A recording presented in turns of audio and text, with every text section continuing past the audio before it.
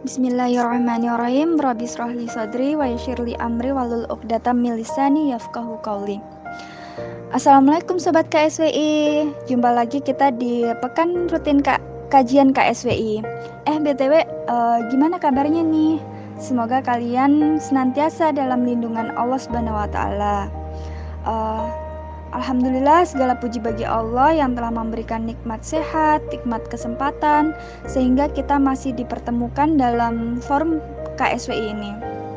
Ya, meskipun masih online, semoga teman-teman tetap semangat dalam menimba ilmu. Amin, Allahumma amin. Sholawat serta salam kita haturkan kepada Nabi Muhammad SAW, serta ke keluarga, sahabat, tabi'in, tabi'ut beliau, karena melalui perjuangan beliaulah kita dapat merasakan manisnya Islam. Oke sahabat KSWI, langsung aja kali ini kita akan sharing-sharing tentang manajemen milenial. Milenial istilah yang mengacu kepada generasi muda sekarang ini dan lagi sering banget disebut-sebut. Emang siapa sih generasi milenial ini? Kita, kamu, dan semua yang lahir antara tahun 1981 sampai 2000-an, ya sekitar umur usia 20 sampai 30-an. Generasi milenial sebenarnya kayak apa sih? Oke, check it out. Kuy, kita bahas yuk. Generasi milenial juga sering disebut Gen Y, generasi Next, Generation Net, dan sebagainya. Banyak juga yang bilang kita adalah generasi nunduk, karena kepala kita yang sering nunduk akibat ngotak-ngatik gadget di tangan. Nah, nggak peduli tua muda, rasanya gadget saat ini menjadi separuh jiwa mereka. Ya istilahnya no gadget no life gitu. Nah, memang kemudahan-kemudahan yang ditawarkan ditambah dengan akses internet tak terbatas membuat para milenial betah berselancar dengan gadgetnya. Nah, terlebih saat ini adanya wabah COVID menyebabkan kita mau nggak mau harus WFH dan pembelajaran daring, sehingga masyarakat khususnya kaum milenial nih makin nggak bisa melepas gadgetnya dari genggaman. Hidup di masa era milenium identik dengan akrab dengan komunikasi, media, dan teknologi digital. Selain berdampak positif dan negatif, tentunya ada konsekuensinya. Nah, lantas konsekuensinya apa? Hasil survei yang dilakukan Titan Industries Paradox Panel The Millennial Paradox ke anak muda India, tapi ini datanya pun cukup mewakili generasi milenial secara umum. Nah, hasil survei menyatakan sekitar 95% anak muda generasi milenial selalu connect ke medsos dan hobi banget sharing tentang dirinya, terutama hal-hal yang receh, nggak penting seperti lagi makan apa, terus kapan tidur siang, dan berbagai hal-hal yang receh lainnya. Nah, persoalan yang intimate alias private, pribadi juga sering di-share. Kamu jadi bisa tahu siapa aja teman kamu di medsos yang baru putus, jadian, terus ada yang punya keponakan, berantem, dan sebagainya. Nah, selain itu juga dengan adanya teknologi kita dapati produk-produk digital yang makin menjamur. E-books, video, audio, musik, fotografi, seni grafis, pembelajaran online, dan sebagainya. Nah, baik Sobat Solihah, bisa lihat data Indonesian Digital Report 2020. Seperti yang kita ketahui bahwa Hootsuite merupakan situs layanan manajemen konten yang menyediakan layanan media daring yang terhubung dengan berbagai situs jejaring sosial seperti YouTube, Facebook, Instagram, Twitter, Line, Pinterest, WhatsApp, Facebook Messenger, WeChat, TikTok, terus Sinaweibo, terus Reddit, Douban, LinkedIn, dan situs jejaring sosial lainnya. Nah, Hootsuite secara berkala juga menyajikan data serta tren yang dibutuhkan dalam memahami internet, media sosial, juga perilaku e-commerce di setiap tahunnya. Nah, umumnya Hootsuite ini menerbitkan data dan tren tentang internet dan media sosial pada bulan kedua setiap tahunnya. Seperti pada tahun 2020, itu Hootsuite mengeluarkan data dan tren tentang internet serta media sosial pada bulan Februari. Berarti sebelum adanya masa pandemi ya. Nah, ini data slide ketiga, data tren internet dan media sosial tahun 2020 di dunia. Total populasi jumlah penduduk yaitu 7.750 miliar. Pengguna mobil unit atau HP itu 5.190 miliar. Pengguna internet 4.540 miliar. Pengguna media sosial aktif 3.800 miliar. Di slide keempat, data tren internet dan media sosial 2020 di Indonesia. Menurut Hootsuite, yaitu total populasi jumlah penduduk 272,1 juta. Kemudian pengguna mobil unik 338,2 juta, pengguna internet 175,4 juta, pengguna media sosial aktif 160 juta. Nah, persentase penggunaan internet yang menggunakan setiap platform itu pengguna YouTube di Indonesia sebanyak 88% dari jumlah populasi. Kemudian pengguna WhatsApp di Indonesia sebanyak 84%, pengguna Facebook 82%, pengguna Instagram sebanyak 79%. Nah, ini pengguna Facebook di Indonesia tahun 2020. Jumlah pengguna Instagram di Indonesia tahun 2020 itu 63 juta jiwa. Persentase pengguna Instagram berjenis kelamin perempuan 50,8. Persentase pengguna Instagram laki-laki itu 49,2%.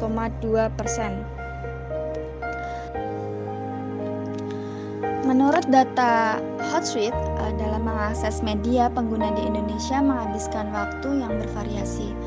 Nah, rata-rata setiap hari waktu menggunakan internet itu 7 jam 59 menit, ya 8 jam gitu aja ya. Kemudian rata-rata setiap hari waktu menggunakan medsos itu 3 jam 20 menit. Terus rata-rata setiap hari waktu melihat televisi, entah itu broadcast, streaming, video, itu 3 jam 4 menit. Nah, rata-rata setiap hari waktu menghabiskan untuk musik itu 1 jam 30 menit. Dan rata-rata setiap hari waktu bermain game itu 1 jam 23 menit.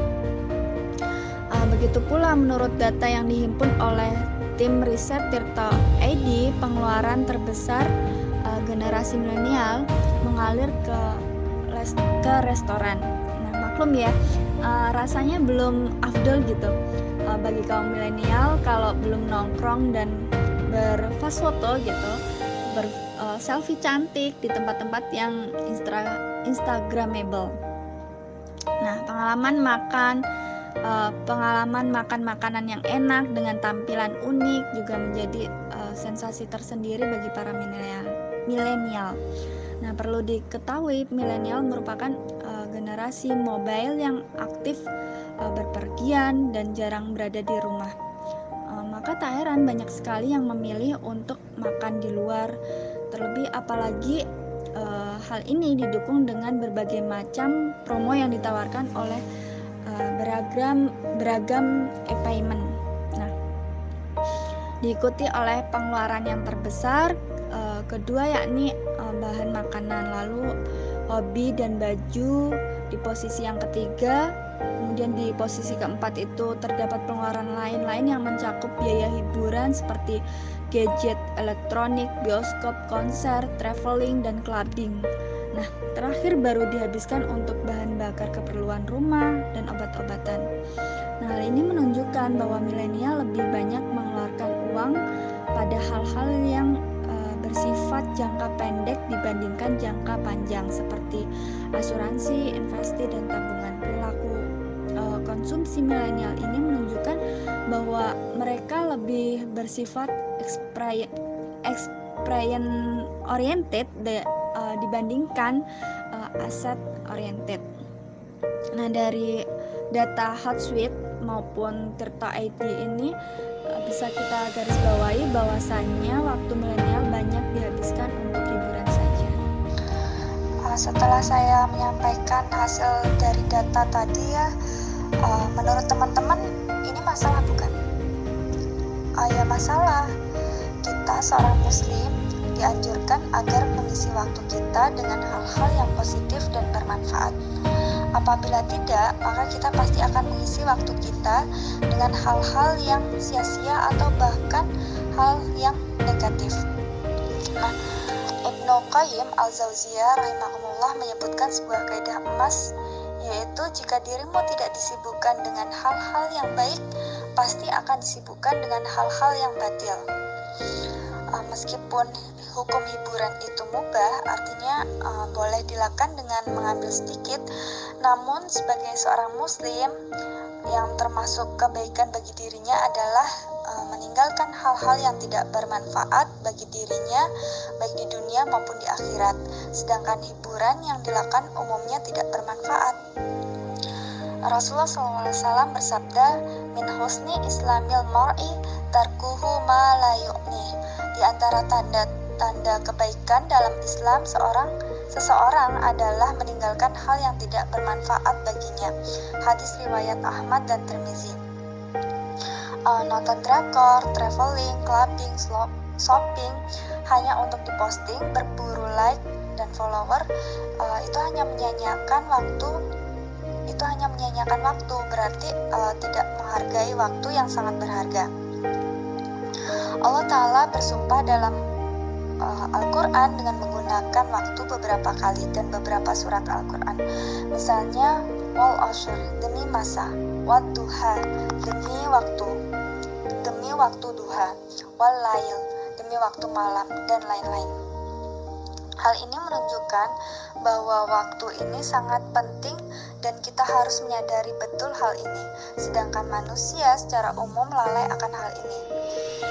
Nabi SAW bersabda, nikmatani maghbuni fihima kasiri minan nas as-sihhatu wal fara'i.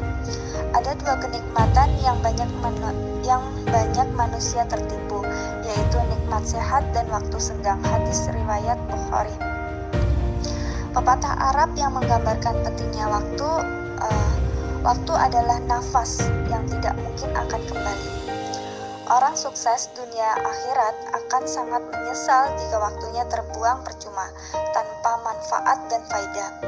Ibnu Mas'ud radhiyallahu anhu berkata, tiada yang pernah kusesali selain keadaan ketika matahari tenggelam, ajalku berkurang, namun amalanku tidak bertambah.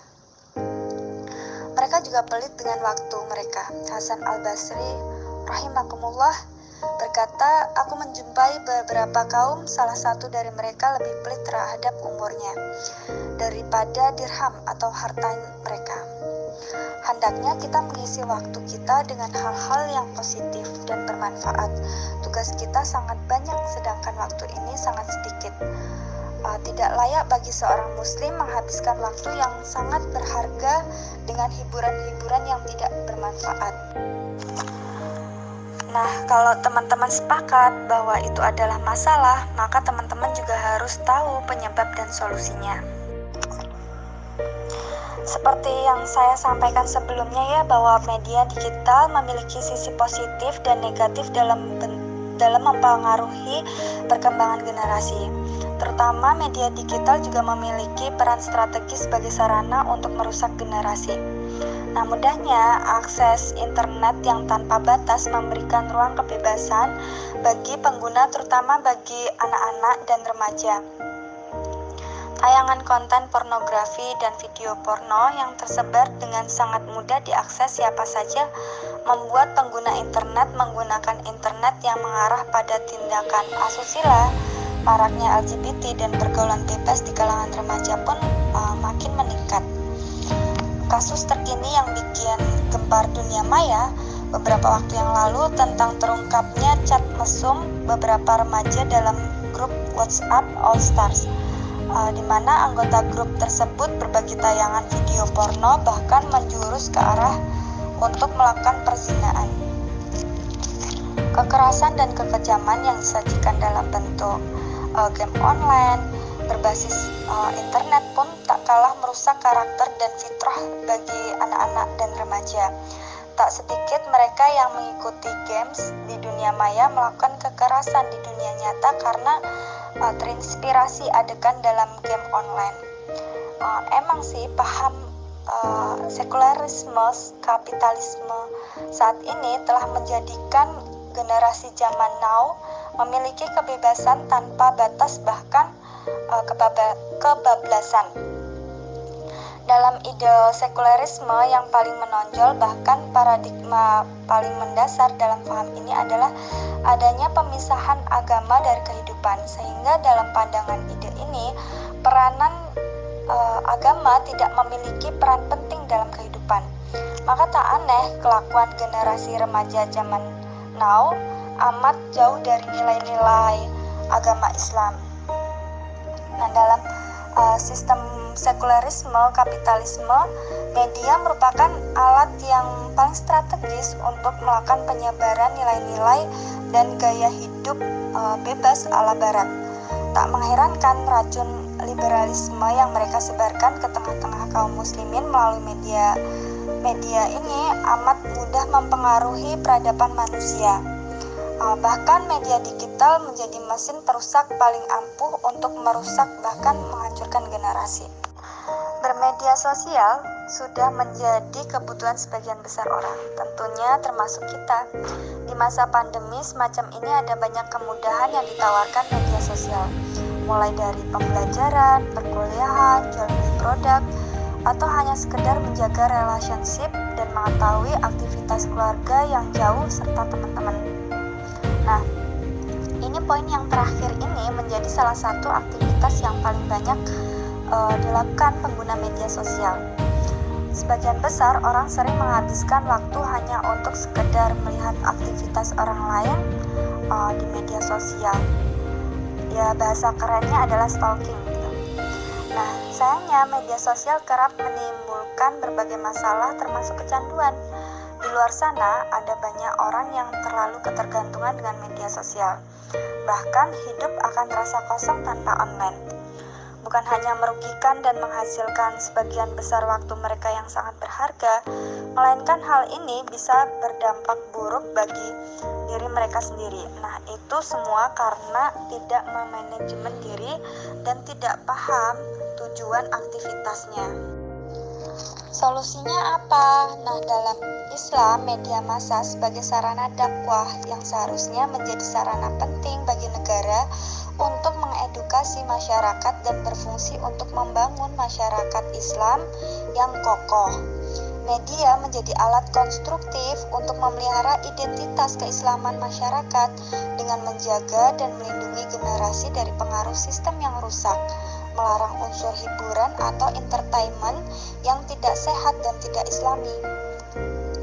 Negara juga memiliki peran aktif dalam mengontrol dan melindungi konten media dari nilai-nilai dan gaya hidup bebas ala barat. Namun faktanya saat ini ketika media massa mengabdi pada ideologi sekularisme kapitalisme yang kafir, media massa kini telah menjadi alat destruktif untuk menghancurkan nilai-nilai Islam dengan menyebarkan virus sekularisme yang mengarah pada gaya hidup bebas ala barat. Nah, sudah saatnya kita beralih kepada hukum Islam yang berasal dari Allah SWT dan membuang sistem sekularisme kapitalisme yang terbukti telah menyebabkan kerusakan generasi. Setelah mengetahui solusi eksternal bahwa kita butuh sistem Islam, namun dari internalnya pun perlu kita benahi dulu. Yang pertama, sebenarnya hiburan itu need or want sih? Siapa yang Siapa sih yang nggak senang dengan hiburan? Setidaknya untuk melepaskan kepenatan dan kejenuhan, rasanya itu sudah menjadi sebuah keharusan, ya nggak? Boleh dong melepaskan dengan hiburan. Ya boleh, saya juga masih butuh hiburan. Bahkan Rasulullah SAW, sosok yang kita cintai, beliau bukanlah sosok yang kaku. Beliau juga sangat cinta dengan kegembiraan dan apa saja yang dapat membawa pada kegembiraan itu. Namun demikian ada panduan yang ditetapkan oleh Rasulullah dalam berhibur. Hiburan haruslah yang mengingatkan kita untuk mendekat pada Allah, supaya kita terus berbakti pada Allah Subhanahu wa Ta'ala. Nah, masalahnya nih, karena merasa kita uang ada, kemudian bahkan berlebih, ada fasilitas wifi, kemudian berpikir kan cuma traveling, kan cuma shopping, kan cuma download nonton drakor, kan cuma gitu. Jadinya kita suka lupa atau sengaja lupa membedakan kebutuhan dan keinginan. Padahal belum tentu apa yang kita lakukan itu kita butuhkan, tapi hanya kita inginkan. Wah, lumayan nih dapat subsidi pulsa. Wah, lumayan nih dapat wifi gratis. Memang suka membuat kita khilaf ya. Nah, niat buka kajian KSWI, niat buka kajian KSWI aja jadi buka lainnya stalker dulu deh, personel BTS, apalagi yang army itu ya, sudah niat mantengin nggak mau ketinggalan aktivitas idolnya gitu. Nah, kebutuhan dan keinginan ialah dua hal yang mirip tapi sebenarnya berbeda. Setiap kali kebutuhan sudah terpenuhi, biasanya kemudian kita memiliki keinginan. Nah, masalahnya karena keinginan itu dipengaruhi banyak faktor seperti gaya hidup, pergaulan, dan kebutuhan akan aktualisasi diri. Terkadang kita lebih mendahulukan keinginan daripada kebutuhan. Nah, ada beberapa hal yang bisa membedakan kebutuhan dan keinginan. Yang pertama dari sifatnya.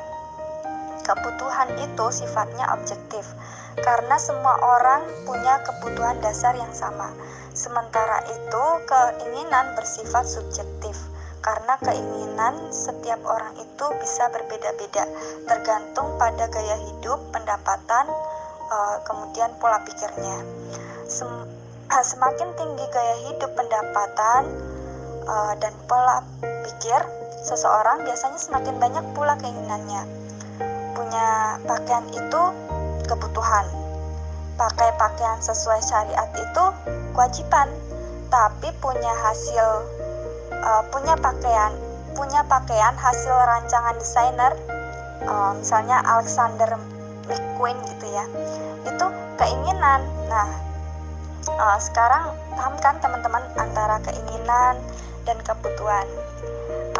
Jangan sampai kebalik ya.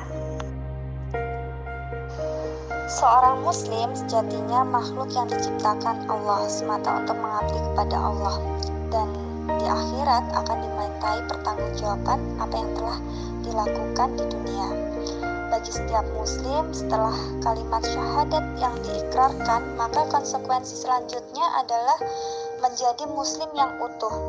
Ini adalah keputusan final, sebab bila kita masih gampang nih dengan identitas sebagai muslim, kita tidak akan pernah paham akan makna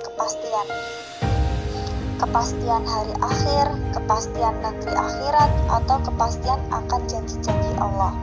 Singkatnya, semakin kita mengenal hakikat hidup sebagai seorang muslim, semakin kuatlah pendirian hidup ini. Nah, seorang muslim harus memiliki tanda agar ada perbedaan antara muslim dan non-muslim. Kalau sama muslim bertemu harus mengucapkan salam, assalamualaikum ya ukhti gitu ya. Kemudian dari tutur katanya, perilakunya sehari-hari harus menunjukkan dirinya seorang muslim. Terus seorang muslim juga harus bangga dengan keislamannya, dan hal itu juga harus tertanam dalam hatinya, sehingga ketika Islam sudah masuk ke dalam hati seorang muslim itu akan memperkuat keimanannya. Pemahaman Islam juga harus menancap di hati seorang muslim. Kalau hal itu sudah dilakukan, maka ia sama seperti berjalan di atas cahaya Al-Quran. Masya Allah. Maka beruntunglah seseorang yang telah dipilih oleh Allah SWT atas keislamannya. Orang yang sudah memahami Islam secara keseluruhan pasti hatinya akan dilapangkan oleh Allah SWT. Kebahagiaan sejati seorang muslim bukan karena uang, harta, gitu ya, kekuasaan, tetapi kebahagiaan yang sebenarnya adalah kalau Islam masuk ke dalam dadanya. Maka agar pemahaman Islam menancap di hati dan terus bertambah, butuh yang namanya mengkaji Islam secara intensif dan berkumpul dengan teman-teman yang salih. Seperti KSW ini memberikan wadah bagi teman-teman setiap pekan untuk mengkaji Islam. Selanjutnya yang ketiga ialah memahami hakikat hidup. Hakikat hidup adalah bahwa kita hanyalah makhluk. Artinya makhluk apa? Ciptaan. Nah, kalau ada makhluk berarti pasti ada kholik atau pencipta. Dan kholik sang maha pencipta itu adalah Allah SWT. Allah yang menciptakan kita dari bahan dasar tanah akan dikembalikan ke tanah, dimatikan gitu ya, dan akan dibangkitkan kembali dari tanah untuk mempertanggungjawabkan segala amal perbuatan kita di dunia. Maka jika seorang muslim memahami hakikat ini, maka dirinya akan menjadi hamba Allah yang terbaik, sebab ridha atas segala keputusannya, rela diatur hukum-hukumnya, kemudian menunaikan hak-hak yang harus ditunaikan, dan bersabar terhadap setiap musibah yang menimpanya. Seperti generasi sahabat di masa Rasulullah SAW saat mendengar perintah berhijab, menutup aurat, wanita-wanita muslimah segera mengambil kain apa saja yang ada di dekatnya untuk menutup setiap bagian tubuh yang haram dilihat selain mahramnya. Kemudian ketika sudah turun perintah sholat, mereka mengerjakan tanpa alasan ini itu, nanggung lagi ngegame, nanggung lagi baca Wattpad, nggak ada yang kayak gitu. Dan setelah diwajibkan perintah berjihad, kaum muslimin bersegera menyambut seruan itu dengan ringan atau berat hati. Sebab para sahabat telah mengenali hakikat diri mereka sendiri sebagai hamba Allah, sehingga mereka ridho dengan Allah sebagai Rabb-Nya, Islam sebagai agama, dan Muhammad SAW sebagai nabinya. Mungkin itu cukup dari saya. Jika ada salah, itu datangnya dari saya. Jika itu benar, maka datangnya dari Allah. Akhirul kalam, wabillahi taufiq wal hidayah, waridha wal inayah. Wassalamualaikum warahmatullahi wabarakatuh.